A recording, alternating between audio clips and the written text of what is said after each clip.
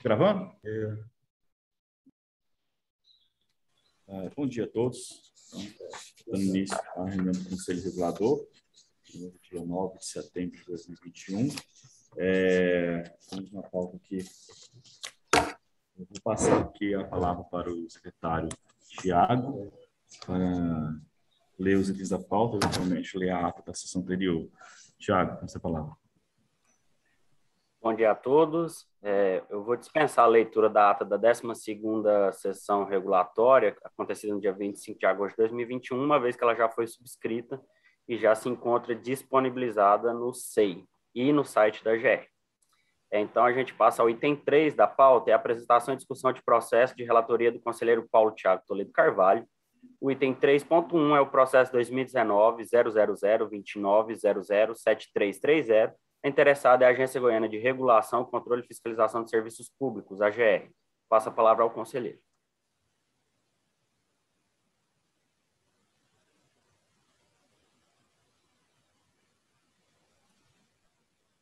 Ok, bom dia a todos. Trato os autos de proposta minuta de resolução normativa que dispõe sobre normas... Deixa eu tirar essa máscara aqui.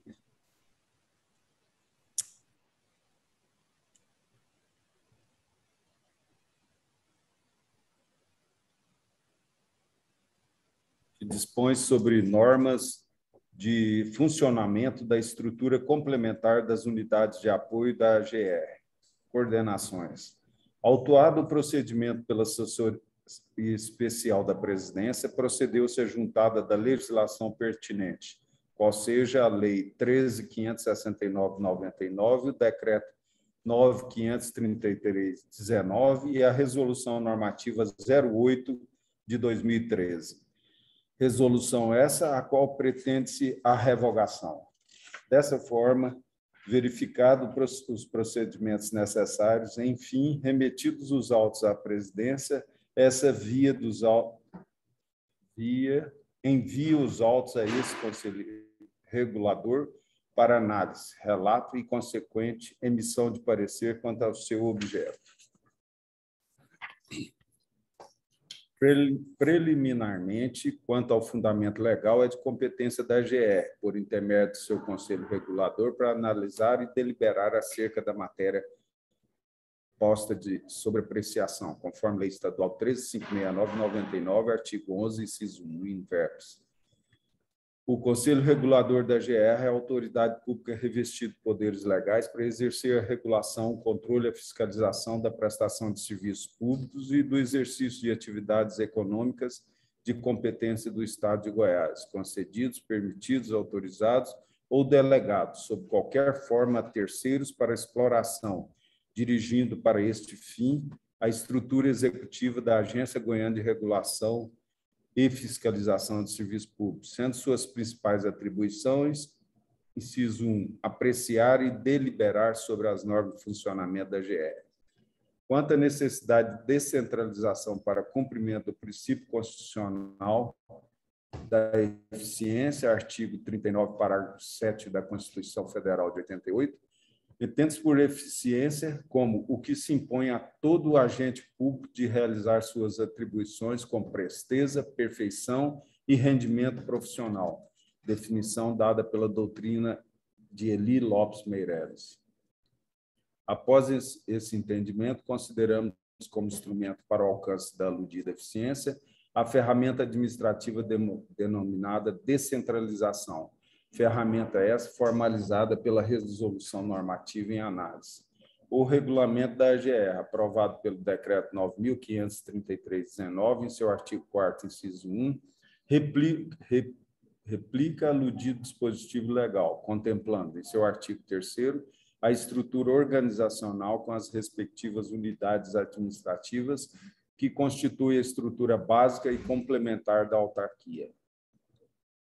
Ocorre que, para o alcance da eficiência estabelecida nesse dispositivo, faz-se necessária a descentralização das atividades dessas unidades, conforme preceitua a Portaria 56/2019 da AGR, a qual objetiva estabelecer, observando rigorosamente as competências das unidades administrativas que constituem a estrutura organizacional da agência, visando resguardar as atividades destas unidades, exclusivamente para fins operacionais, que parte dos serviços serão executados nas seguintes coordenações de apoio da GR. Quanto à resolução normativa como instrumento utilizado para o estabelecimento das coordenações, o artigo 95 do regulamento da GR, aprovado pelo citado decreto 9.533/19, preconiza ser o documento oficial para o registro das competências das unidades da estrutura organizacional da Agência Goiana de Regulação, AGR, sendo que a emissão das portarias, ato normativo ou outros documentos com a mesma ou semelhante finalidade é nula de pleno direito. Portanto, a necessidade premente de aprovação dessa minuta de resolução.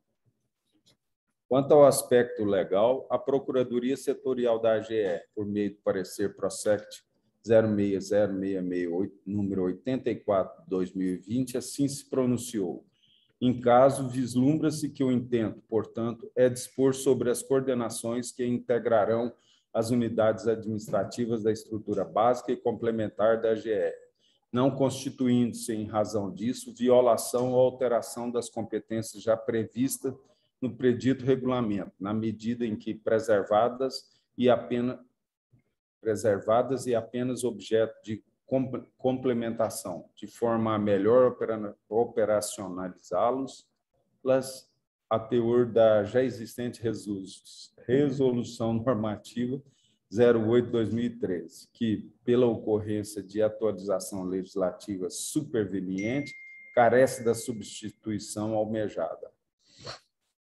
Alegou ainda, sob o aspecto jurídico, a minuta da resolução normativa que se pretende aprovar ostenta regularidade, nos termos do artigo 11, inciso 1 da Lei 13.569 de 99, concubinado ao artigo 4º, inciso 1 do regulamento da AGR, decreto 9.533/19, estando adequada aos fins propostos, coadunando-se, ademais, com as disposições atinentes à estrutura organizacional da AGR, suas unidades administrativas, artigos 45, 46, 47 a 52 do regulamento.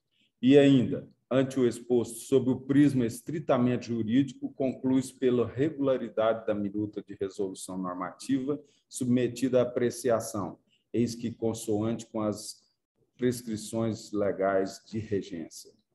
Apesar da ocorrência de mudanças quanto ao número, ou mesmo quanto à disposição das coordenações, tais mudanças não interferem na legitimidade do parecer ora exposto, por não alterar os aspectos formais da presente resolução normativa. Portanto, considerando que a minuta de resolução normativa, ora analisada, atende aos princípios que regem a administração pública, principalmente os elencados no artigo 37 e 39 da Constituição Federal, e ainda quanto à necessidade do bom desempenho das atividades de competência da GR, por meio do uso de modernas ferramentas de gestão, nesse caso, ferramenta de descentralização formalizada por essa minuta. Isto posto, considerando o que consta dos autos, voto pela aprovação da minuta de resolução normativa que dispõe sobre as normas de funcionamento da estrutura complementar das unidades de apoio da AGR, coordenações, pelos motivos e fundamentos acima apresentados, nos termos do documento Minuta Resolução Normativa, Estrutura Complementar AGR. É como voto. Obrigado, professor Paulo. E só reforçando, a Trilha Minuta é um projeto que estava já tramitando desde 2019, de certa forma estava um pouco paralisado aqui na GR, a gente retomou esse projeto, que ele tenta criar coordenações no âmbito das gerências da AGR, né? Então, hoje a gente tem aqui uma estrutura de gerências, algumas delas, na verdade, a maioria delas, com atividades que centralizavam muito na figura do gerente, né? E essa minuta propõe descentralizar, como você bem colocou, criando coordenações setoriais abaixo dessas gerências, em que algumas atividades podem ser mais delegados para áreas distintas, né, com maior especialização de distribuição das atividades. É um intento de realmente melhorar a gestão, a gerência das atribuições da AGR. Então, acho que essas coordenações, que algumas delas hoje já são exercidas informalmente por alguns servidores, a minuta, na verdade, dá corpo, forma regular, né, para algo que já existe na prática em algumas dessas gerências. Então, eu acho que é uma proposta bem interessante e vai ajudar bastante a divisão de tarefas aqui na GR. Então, passa por os demais votos. Natália, como vota? Acompanho o relator, presidente. Conselheiro Gui? Acompanho o relator. Eu acompanho o relator. Conselheiro Carlos? Acompanho também. Também acompanho o relator. Então, por unanimidade, o Conselho Regulador aprovou a minuta, né, de resolução relativa ao processo 2019-000-290-07330, interessada à própria AGR. Passo, então, para o próximo item da pauta. Tiago, por gentileza. Item 3.2 da pauta, o processo é o número 2018-000-29008223. A interessada é a União Transporte Brasília Limitada, UTB. Eu questiono aos presentes se há algum interessado em realizar sustentação oral. Em não havendo, eu passo a palavra para relatório e voto do conselheiro relator.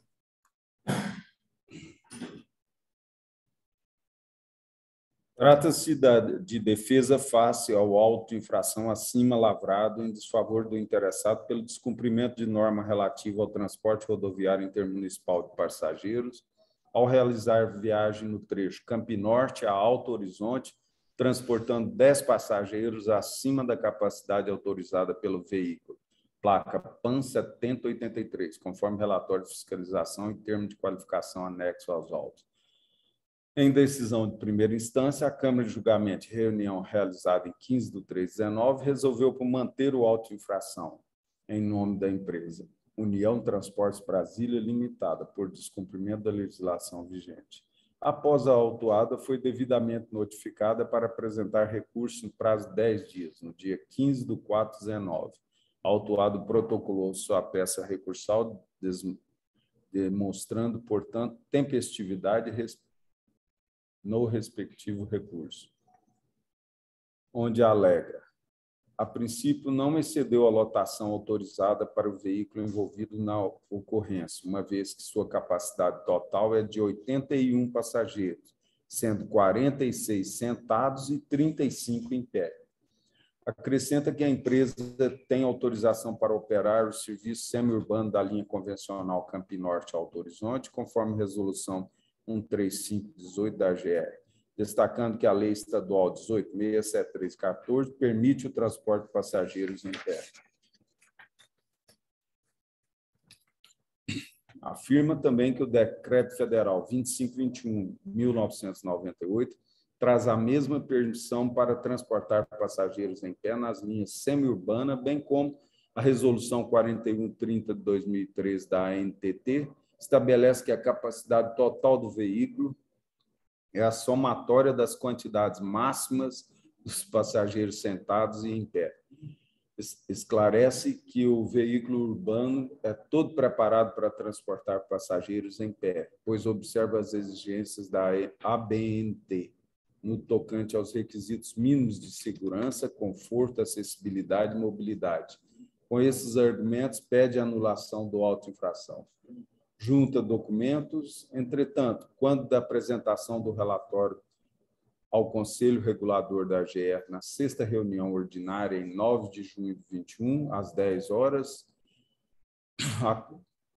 a qual o mesmo decidiu tirar de pauta o processo 2018, final 8223, para que fosse enviada à Procuradoria Setorial da AGR, no intuito de que essa se pronunciasse quanto à aplicabilidade do parecer PROSECT 06066, número 53/2020, e outros processos análogos, ou seja, se a questão temporal pode ser aplicada a outras empresas.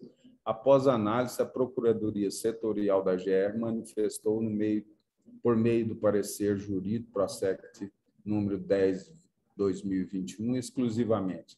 Ante o exposto, manifesta-se esta Procuradoria pela observância aos marcos legais fixados no parecer 53/2020 para os casos análogos, retificando-se, todavia, os marcos temporais fixados em razão do julgamento do ADI 516679 58/2019 000, de maneira que o dia 20/1/2015 em diante foi vedado o transporte de passageiros em pé, por força do efeito repristinatório advindo da declaração de inconstitucionalidade, consoante os argumentos acima expedidos.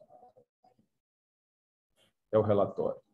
Objetivamente, verifica-se que os termos apresentados no recurso traduzem fielmente os argumentos, uma vez que apresentados na peça de defesa, devidamente refutados pelo relator em primeira instância, conforme vê-se a seguir. Com efeito, na data de infração ocorrida em 13/11/18, a Lei Estadual 18.673/14 vedava o transporte de passageiros em pé, salvo para prestação de socorro em caso de acidente ou avaria, e ainda em percurso de pequena distância com emprego de velocidade reduzida e somente a partir de 20/12/18 foi autorizado o transporte de passageiros em pé nas linhas intermunicipais, até o limite de 50% da capacidade do veículo, conforme modificação introduzida pela Lei 20.128/18. Vê-se claramente que a empresa infringiu o dispositivo, mesmo se referida lei estivesse em vigor à data da infração, já que superou o percentual permitido. Não há que se falar na aplicação do parecer PROSECT 06066, número 53/2020, seu item 5.4, que permite até 50% da capacidade do veículo passageiros em pé, já que, nesse caso, ultrapassou o percentual permitido. Quanto à aplicabilidade desse parecer, entendemos estar relacionado ao processo 2019, final 28/14, e processos análogos, conforme vê-se claramente no referido parecer. Referente à menção feita em relação ao Decreto Federal 2.521 de 98, reiteramos o mesmo entendimento. O Decreto 2521 de 98 e a Resolução 4130 de 2013 da ANTT, citados pela defesa para amparar seus argumentos, devemos ater que as referidas normas se aplicam somente no âmbito federal, ou seja, dizem respeito apenas aos serviços de transporte interestadual ou internacional de passageiros, portanto, sem qualquer interferência ou prevalência sobre os regulamentos editados pela GE. Lembrando que, em razão de sua competência residual, cabe aos Estados-membros da Federação exercer a regulação, transporte rodoviário intermunicipal de passageiros, e que, o caso do Estado de Goiás, essa atribuição foi conferida à GR, por meio da Lei 13.569/99. Quanto à questão retirada de pauta do processo para consulta, junto à Procuradoria Setorial da GR, entendemos que o parecer jurídico PROSECT 06066, número 10.000/2021, apesar de esclarecer o assunto de forma elogiável, não alterou a decisão outrora proferida por este relator, já que a proibição de transporte intermunicipal de passageiros, confirmada pelo julgamento da ADI, citada anteriormente, pela Procuradoria, já citada pela Procuradoria Setorial, corrobora com o voto expresso nos autos. Isto posto, considerando que consta dos autos que não existe razão de ordem legal para anular o auto de infração, pois, ao ser lavrado, atendeu às formalidades legais, e que a autuada não trouxe qualquer prova ou documento para que o mesmo seja anulado, e ainda, de acordo com o que consta do parecer jurídico PROSECT 06066, número 10 de 2021, voto por indeferir os termos do recurso e, consequentemente, manter o auto de infração 36239, de 13/11/2018. É como voto.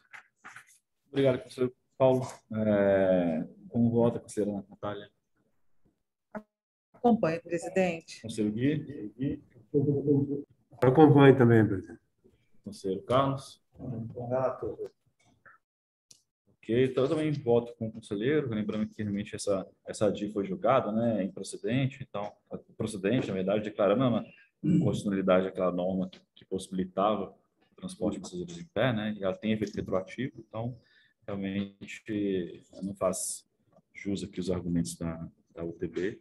Então, por unanimidade, o Conselho Regulador manteve a autoinfração relativa ao processo 2018, final 8223, né, aplicando a penalidade de 7.084,90 centavos em desfavor da empresa.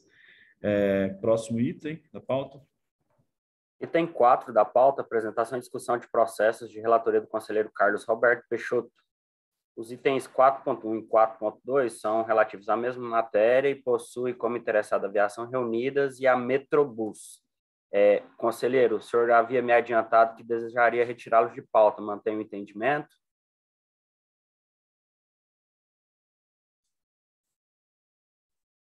Bom dia, presidente e demais conselheiros. Eu estou com esses dois processos, inclusive estava previsto até de eu fazer a votação em bloco dos interessados Aviação Reunida e Metrobus, que trata de consumo mensal de óleo diesel, tá? De cotas. Tá? E eu fiquei com dúvida com relação ao critério utilizado aqui em uma questão de quantitativo de aquisição e de consumo.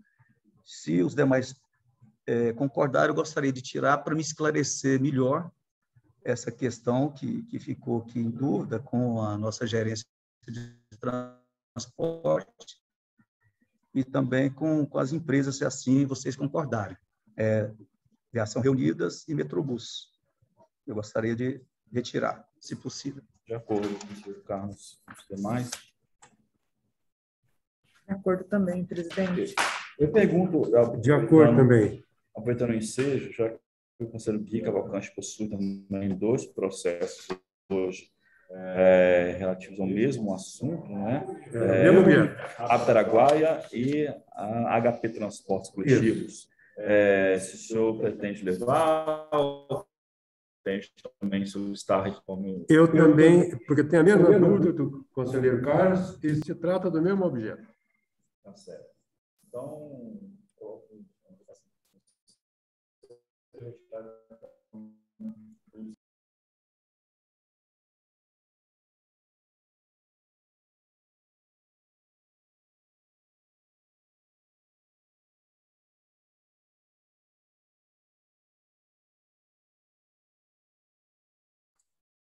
Só um segundo que ficou mudo, presidente.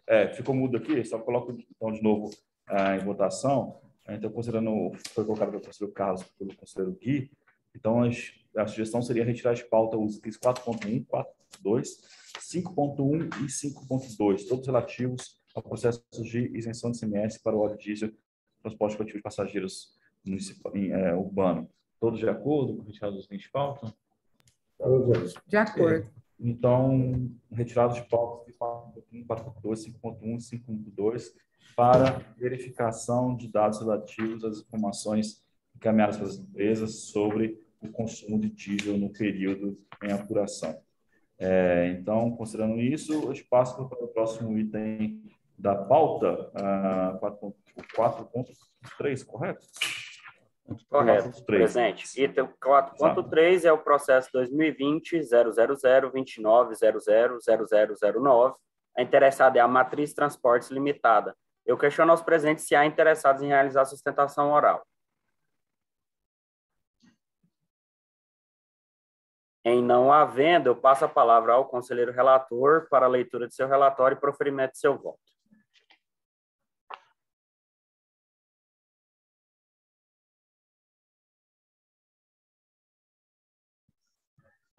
Prestar o serviço de transporte rodoviário intermunicipal de passageiros de qualquer natureza sem a devida e regular concessão, permissão ou autorização na forma da lei. Trata-se de recurso em face da decisão da Câmara de Julgamento, da AGR, em manter o auto-infração acima, lavrado em desfavor da parte interessada, Matriz Transporte Limitada, por prestar serviço de transporte rodoviário intermunicipal de passageiro de qualquer natureza sem a devida e regular concessão, permissão, autorização, realizando no trecho entre a cidade de São Luís de Montes Belos, a Goiânia, utilizando para isso a linha federal número 22, dígito 0013, dígito 00, Rio Branco, Acre, Goiânia. Notificada acerca da penalidade imposta, a parte interessada impetrou recurso dentro do prazo de 10 dias, através de procurador regulamento constituído, alegando, dizendo que só pode ser fiscalizada a PNNTT, que tem autorização judicial para tanto. Isso aí, nós todos sabemos que não é verdade. Alegou ainda que em nenhum momento foi notificada, intimada para apresentar defesa quanto à autuação, pois a carta foi enviada a uma das filiais da empresa. Afirmou que jamais realizou o serviço de transporte intermunicipal em linha interestadual para transportar passageiros sem a devida autorização. Conforme o relatório circunstanciado do auto-infração, a fiscalização da GR, em um trabalho de rotina na GO 060, município de Santa Bárbara de Goiás, constatou que a empresa estaria burlando a fiscalização com o embarque de passageiros na cidade de São Luís de Montes Belos, Goiás, para Goiânia, com a emissão de bilhetes de passagem lá no terminal rodoviário da cidade. Portanto, dentro do estado de Goiás, realizando com os seguintes linha federal prefixo, que eu já disse aqui, 220013, dígito 00, Rio Branco, Acre, Goiânia, transportando aí passageiros em linha intermunicipal. Por fim, é necessário frisar que os autos praticados pelo presente fiscal no exercício de suas funções gozam de presunção de veracidade e legitimidade, cabendo ao infrator provar a irregularidade do auto administrativo, uma vez que o ônus da prova recai sobre o administrado, sendo que, no caso concreto, o recorrente não trouxe qualquer documento para desconstituir os fatos aqui narrados pela fiscalização. Em resumo, como sempre, já é recorrente também, ela estava usando dessa linha Rio Branco, né, Acre, Goiânia, parando lá em São Luís para fazer transporte de passageiros intermunicipal. Foi lavrada a multa, né, o auto-infração, e tendo em vista o que consta nos autos, considerando a parte autuada não apresentou argumentos e provas suficientes, a descaracterização da auto-infração aos requisitos necessários à sua validade, ratifica a decisão exarada em primeira instância e vota pela manutenção do auto-infração número 40.589, o valor de R$ 4.175,83. É o meu voto. Obrigado, conselheiro Carlos. Somente caso reiterado, né, da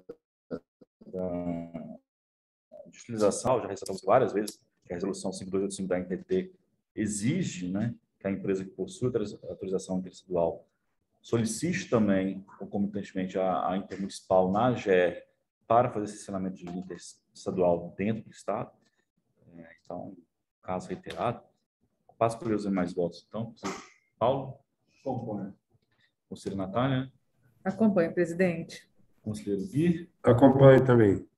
Então, por unanimidade, conselheiro regulador, 2020, final 0009, interessado na matriz de transporte, manteve o auto-infração para por instância, mantendo a multa no valor de R$ 4.175,83 em favor de matriz de transporte limitado. Próximo item da pauta, então, o 5.1 e 5.2 não já foram retirados, então seria o item 6 da pauta, correto? Correto, presidente. Item 5 da pauta, conforme já deliberado, os dois itens retirados de pauta, que seriam de relatoria do conselheiro Gui. Então, passamos ao item 6, é o processo número 2021-00-29000951. A interessada é a Real Expresso Limitada. Eu questiono aos presentes se há interessados em realizar sustentação oral.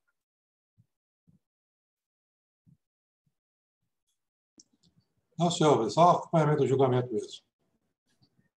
Registrado, então, doutor Josimar. Eu passo, então, a palavra à conselheira Natália para a leitura de seu relatório e proferimento de seu voto.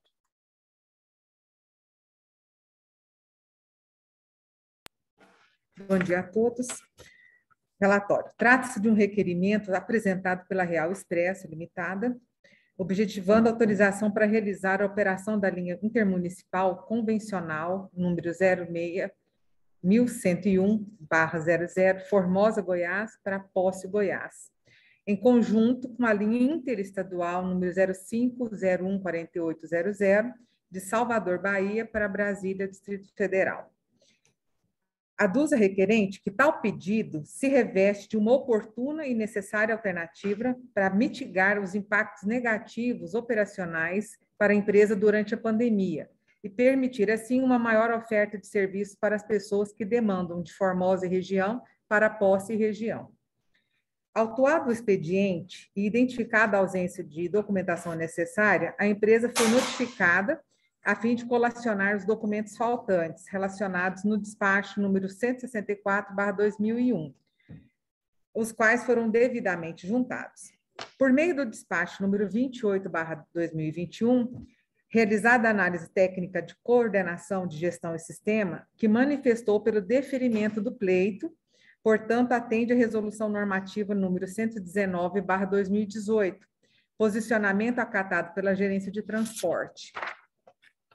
Por fim, instada a Procuradoria Setorial, essa se manifestou quanto à possibilidade jurídica do pleito, desde que observados os requisitos normativos impostos. Assim, o feito foi encaminhado para o Conselho Regulador nos termos do artigo 11 da Lei Estadual número 13.569, de 1999, concomitante com o artigo 4º do Decreto Estadual 9.533, de 2019. Através do despacho número 362, de 2021, da lavra do conselheiro presidente da AGR, para análise do requerimento. Esse é o relatório. Fundamentação e voto. Veicula o presente processo solicitação formulada pela empresa Real Expresso Limitada, com fundamento na Resolução Normativa 119/2018, no sentido de operar conjuntamente uma linha intermunicipal e uma linha interestadual. A resolução estabelece em seu artigo 2º os requisitos para que possa ser autorizada essa operação conjunta, devendo a empresa estar regularmente registrada na NTT e na AGR, obedecer o quadro tarifário da AGR, entre outros. Operação conjunta, desde que mantidas as determinações normativas a ela referente, é benéfica ao usuário do transporte rodoviário intermunicipal de passageiros, uma vez que há aumento de horários, favorecendo o deslocamento das pessoas que necessitam desse transporte. No presente caso, o que consta nos autos, despacho 28/2021, a interessada é a única empresa autorizada a operar o transporte no trecho Formosa-Posse. E, segundo o quadro de horários autorizada pela AGR, ela realiza uma viagem semanal em cada sentido, saindo de Formosa apenas às segundas-feiras, às 12h30, e de Posse às segundas-feiras, às 5h45. Com a operação conjunta, a empresa passará a ofertar uma viagem semanal por sentido na seguinte forma: partindo de Salvador, Bahia, às 22h15, às quartas-feiras com horário previsto para atendimento em Posse, para Formosa, às 16 horas. E partindo de Brasília às 8 horas, às terças-feiras, com horário previsto de atendimento em Formosa, para Posse, às 9h30 da manhã. Considerando o disposto pela Gerência do Transporte, que informa a coincidência das linhas intermunicipais e interestadual, no presente caso, e a conclusão da coordenação de gestão de sistema, no sistema de que, no momento que a empresa não está operando a linha intermunicipal convencional, Formosa-Posse, e na operação conjunta o trecho terá atendimento autorizado com uma viagem por sentido, e no retorno previsto da linha intermunicipal passará a ter 2 viagens autorizadas por sentido, me manifesto favorável ao pleito da operação conjunta formulado pela empresa Real Expresso Limitada. Ressalta-se que, nos termos do parecer 18, deve a empresa acatar o preceituado nos incisos 3º e 4º do artigo 2º da Resolução Normativa 119/2018.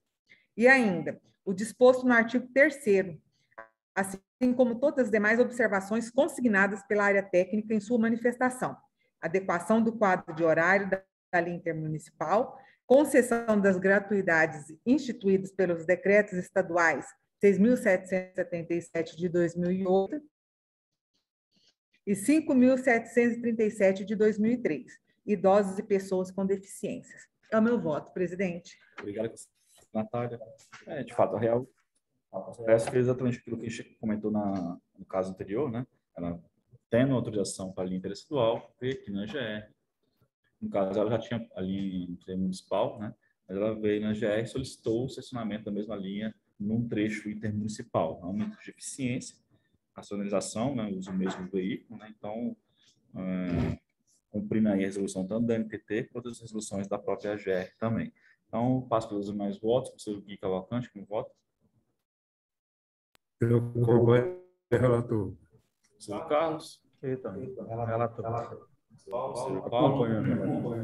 Por unanimidade, o Conselho Regulador aprovou o voto da conselheira relatora no processo 2021, final 0951, interessado real expresso, para autorizar a realização de operação de linha intermunicipal convencional em conjunto com linha interestadual no trecho Formosa, Poços, Goiás. Próximo item da pauta.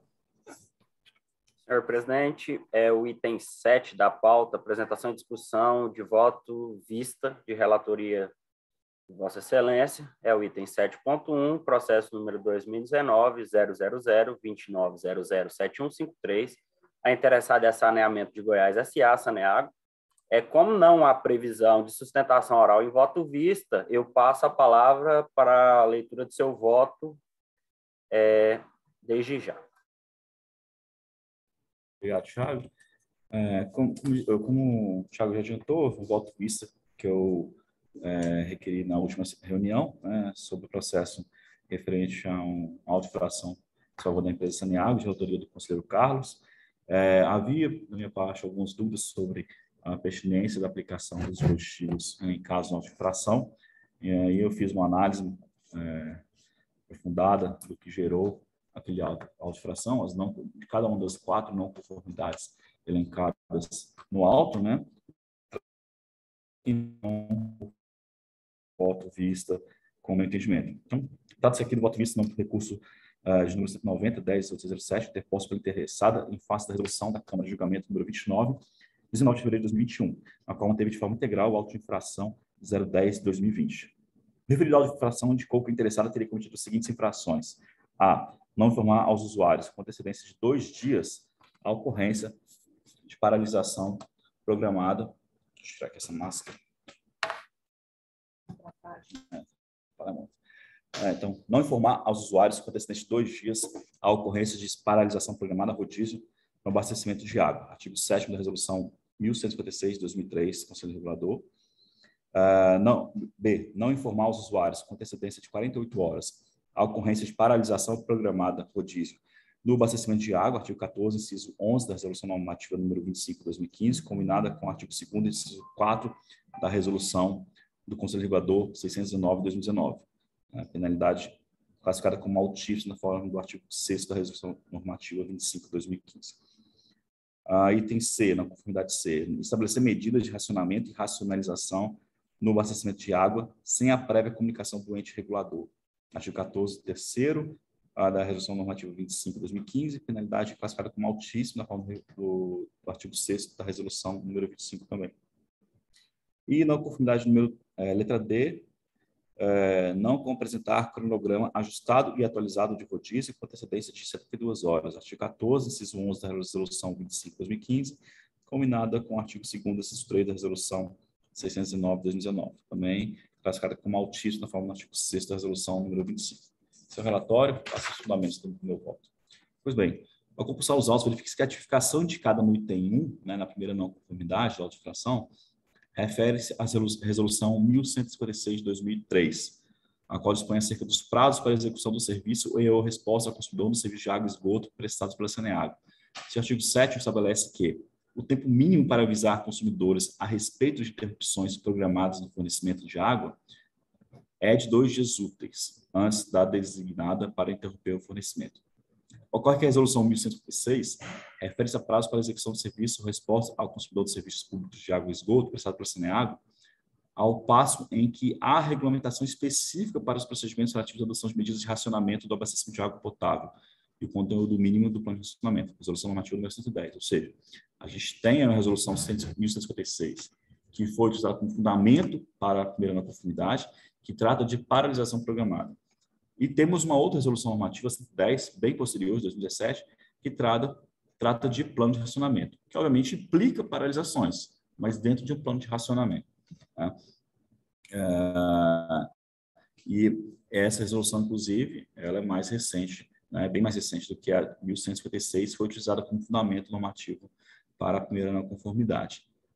E o ofício enviado pela Saneago para nós indicava claramente que iria iniciar um racionamento, um plano de racionamento. Né? Então, diante da referida situação, eu pedi à Procuradoria Setorial para avaliar a pertinência, a correção da aplicação desse dispositivo à não conformidade indicada, e a Proxet manifestou-se por meio do despacho 561 da seguinte maneira. A questão das antinomínias aparentes da aplicação das normas já apreciadas no despacho 2123/2020 da PGE, a oportunidade em que se sentou que a solução que tem sido apontada nessa situação é no sentido de prevalência da especialidade sobre a cronologia. Significa dizer que a norma especial anterior prevalece sobre a norma anterior. No caso em exame, a Resolução Normativa 110, de 2007, ou seja, a que trata de racionamento, ela não atende ao critério cronológico, ela é mais recente, que é a 1156, de 2003, mas ela também é a norma especial, que trata de racionamento, não apenas de paralisação. Né? Razão pela qual, na forma do despacho 2123 de 2020, deve haver a prevalência da especialidade da norma, além também da cronologia. Assim, corroborando o referido despacho, entendo que foi imputada a infração incorreta no item 4.1, no auto de infração 010/2020, ou seja, deveria ter sido imputado no auto de infração referente à não conformidade 4.1, a não conformidade à resolução número 110/2017, que trata de racionamento, e não a 1156, que trata de paralisação. Tá? Então, por isso, entendo que esse item 4.1 não tem, foi aplicado em desconformidade com as normas em vigor.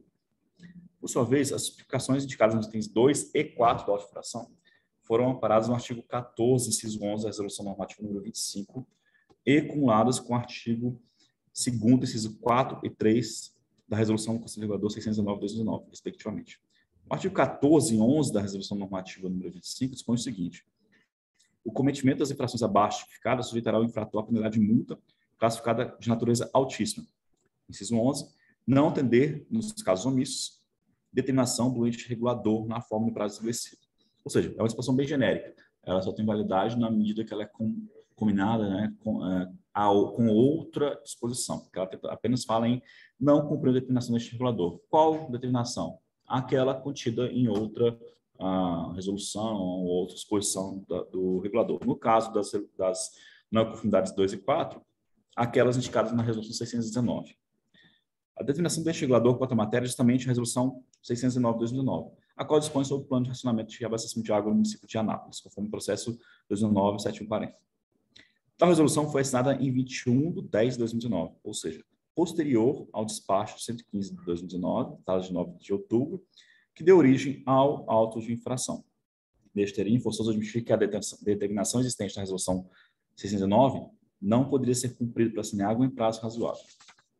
Ainda que se considere como fato gerador das não conformidades 2 e 4 a apresentação de cronograma ajustado por parte da Saneago em 23 de outubro de 2009, ou seja, pouco menos de 2 dias após a assinatura da resolução 619, com data de início para o mesmo dia 23, ou seja, sem a observância do prazo de distanciamento de 48 horas para comunicação aos usuários e de 72 horas para comunicação à AGR, conforme previsto na resolução 609, fato é que ainda assim seria inviável para a empresa o cumprimento dessas disposições, considerando que o prazo decorrido desde a assinatura da resolução 609, no dia 21 de outubro, ao meio-dia e 27, e a vigência do novo plano de racionamento, dia 23 ao meio-dia e 47, ou seja, superior em 20 minutos apenas ao prazo de 48 horas que deve haver entre a comunicação à AGR e a entrada em vigor, né? Isso tornaria inviável ao cumprimento disso por parte da empresa. E, de outra forma, para que a empresa pudesse cumprir a determinação contida na 609, seria necessário que ela, ao tomar ciência da assinatura da resolução 609, no dia 21 de outubro ao meio-dia 27, ela deveria apresentar o plano de racionamento em questão, no máximo em 20 minutos, à AGR, após tomar ciência daquela resolução. Ou seja, é absolutamente viável a empresa se planejar e apresentar um plano de racionamento em, no máximo, 20 minutos, para que ele pudesse entrar em vigor no dia 23, meio-dia 47. Entendendo aqui que era necessário entrar em vigor o plano naquela data e horário, conforme determinado pela empresa. O prazo de 72 horas para a comunicação à AGR sequer seria passível de cumprimento, né? Ou seja, 48 horas para comunicar ao usuário, 72 horas para comunicar à AGR. Esse prazo de 72 horas sequer seria passível de cumprimento, porque o intervalo entre o dia 21 e 23 não comporta 72 horas. Então, a imputação da infração amparada no artigo 14, inciso 11 da 25, só subsiste se combinada com alguma determinação da AGR, sendo que a determinação do caso está na resolução 609, a qual não poderia ser cumprida pela SENEAGO em tempo razoável. Assim, entendo também que as infrações tipificadas no item 2 e 4 do auto de infração não devem subsistir. A tipificação indicada no item 3 do auto de infração diz respeito à violação do artigo 14, inciso 3 da RN 25, dispõe que o cometimento das infrações abaixo tipificadas sujeitará ao infrator a penalidade de multa classificada de natureza altíssima. Estabelecer medidas e procedimentos de racionamento e racionalização no abastecimento de água, sem comunicar previamente ao ente regulador. Conclusão aos autos, de fato, não há dúvidas que a SENEAGO não cumpriu a obrigação de comunicar previamente o ente regulador antes de estabelecer as medidas de procedimentos de racionamento de água, razão pela qual o item 3 do auto de infração deve ser mantido. A empresa, de fato, não cumpriu com a determinação de nos comunicar com 72 horas de antecedência o primeiro racionamento ocorrido lá no mês de outubro, né, ela não comunicou. Então, de fato, essa não comunicação seja, de fato, a penalidade da resolução 25. Então, eu voto para anular as não conformidades numeradas nos itens 1, 2 e 4 do item 4 do auto de infração do 10 de 2020, GES 06090, e manter a tipificação numerada no item 3, referido do auto de infração, do artigo 14, 3 da resolução 25 de 2015, ou seja, estabelecer medidas e procedimentos de racionamento e racionalização no abastecimento de água sem comunicar previamente o ente regulador. Dosimetria da multa. Passamos ao cálculo da multa e decorrência do descumprimento do artigo 14, 3 da resolução 25. Então, no sentido da referida RN, a multa calculada tem aquela fórmula da RN 25, né, em que P1, P2, P3 e P4 possuem, respectivamente, peso 0,3, 0,1 e 0,3, né? A gravidade de infração é média, então o fator é 80%, dano direto 100%, não houve vantagem oferida, não houve agravante. Tá? A abrangência grupo 2, 95%. A faixa máxima da multa altíssima, grupo 4, é R$141 mil, R$141.972. Aplicando isso na fórmula, chega a multa, né, no valor total de R$103.178,15. Nesse sentido, eu voto pela anulação das não conformidades 1, 2 e 4, mantendo a não conformidade número 3 e retificando o valor da multa para o total de R$103.178,15. É o voto. Então, esse é o voto que se traga para os senhores. E aí eu abro a palavra para os demais conselheiros, o conselheiro Carlos, se quer fazer um comentário, e caso contrário, a gente passa a colher os votos dos demais conselheiros. Presidente, está ouvindo aí? Está ouvindo?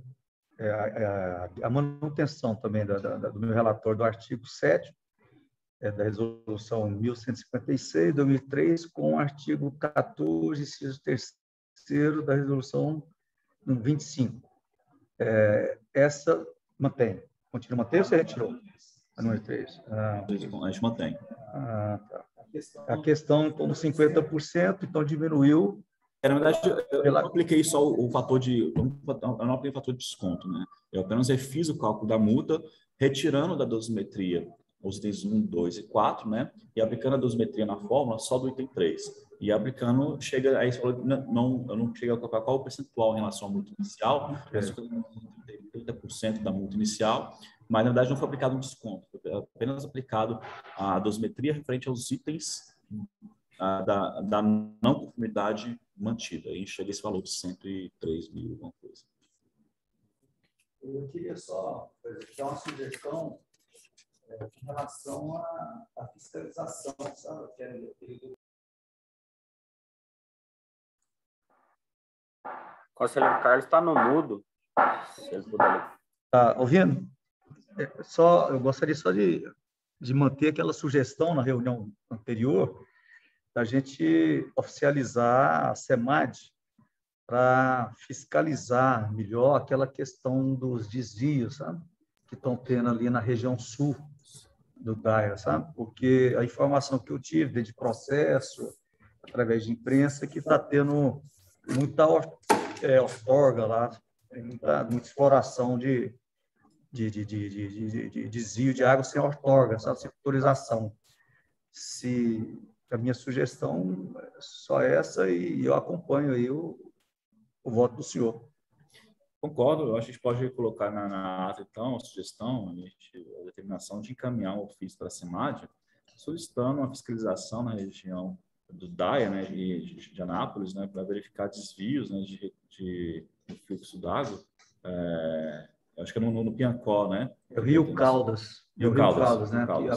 O Rio Caldas abastece 47 bairros do sistema DAIA. Certo. Apesar que o governador, o presidente, o senhor esteve presente, já inaugurou o outro, acho que Piancó 2, né? Piancó. Que melhorou até a vazão, que era de 800 mil litros segundo para 1.000. Mas não adianta aumentar, né, o sistema se não tem uma fiscalização mais rígida, com a Secretaria de Meio Ambiente, IBAMA, Delegacia também de Meio Ambiente, com relação à utilização indevida da água, né, na região. Nós já temos essa crise hídrica, né, que está vindo, nós temos aí praticamente 70 dias sem chuva e ainda desviando, né, para chacras, o rio para chacras, para hortaliças, para campo de futebol, aí já complica mais ainda. Essa é a minha sugestão e eu acompanho o senhor, presidente.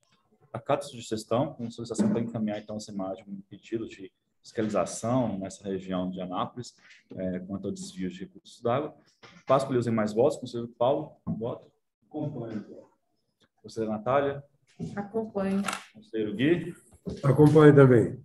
Então, por unanimidade, o Conselho Regulador vota nos termos do voto apresentado pelo presidente, mantendo o auto de infração em relação à água no processo 2019-9753, mas anulando as não conformidades 1, 2 e 4, retificando o valor da multa para o valor de R$ 103.173,15.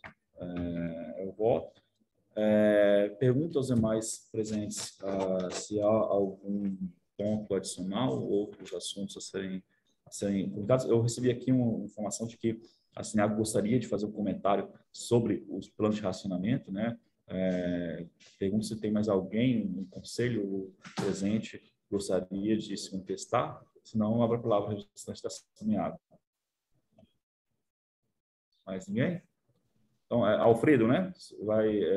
Eu peço que seja breve a manifestação, mas abro aqui a palavra para falar sobre o plano de racionamento.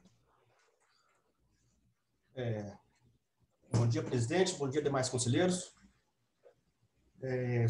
Todos me ouvem bem?